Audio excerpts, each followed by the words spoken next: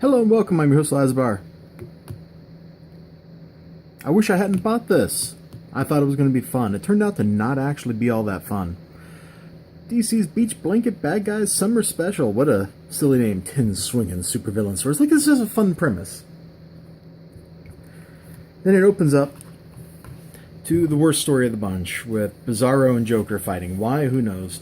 Lex Luthor retreads ground that's been tread a million times before in a story where he does nothing except talk to a guy. The Mr. Freeze story, the third one, actually was pretty good. So Freeze is out for a walk. And by out for a walk, I mean he's in a giant robot. That's pretty cool. And they run into some ice cream trucks, and one of them is a Mr. Freeze truck. Oh, you know what's going to happen. So he has to intervene. He talks to the family that runs it, this lady and her daughter. They sell him shave ice. He likes it. He gets rid of the competition, and he gets out there before Batman shows up. It's actually a really fun little story. The art's pretty good, too. It's very ink-heavy. I like it. The next story is about Cheetah, and I'll be honest, I kind of glossed over the whole thing. Then there was some other story here with Black Manta, and I didn't care at all. It looks kind of cool. I mean, look at that. It looks kind of cool. Didn't do much for me. Then there's this Giganta story that was actually pretty fun. She goes back to her hometown and meets people she used to know.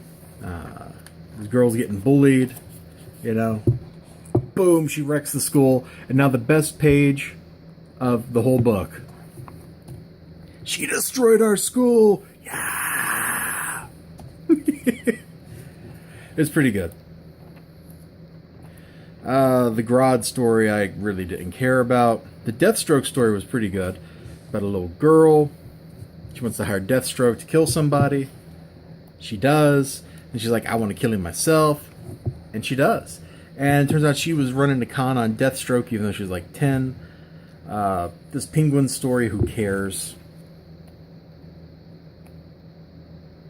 Then there's a story with the crime syndicate. Ugh. Convoluted, and I'm not even going to flip through it. All in all, I mean, the art was mostly fun. I really didn't like the art of the Joker story, but the art in the rest of the stories was either okay or good.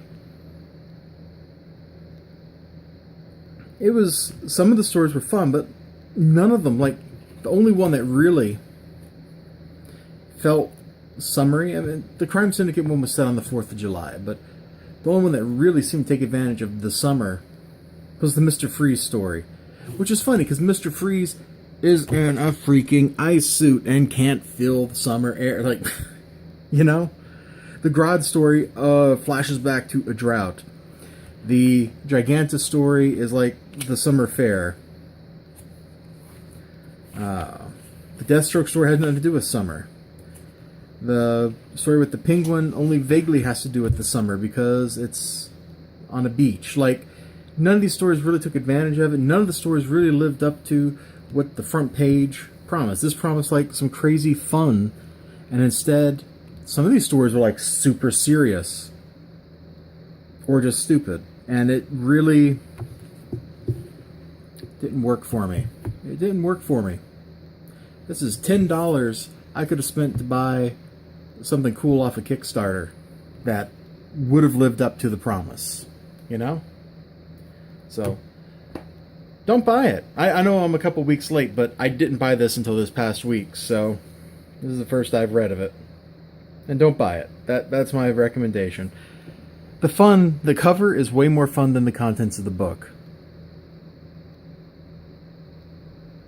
And that's all there is to it. I'll see you guys next time. You have a great day. Remember to like, comment, and subscribe. Until then, bye-bye.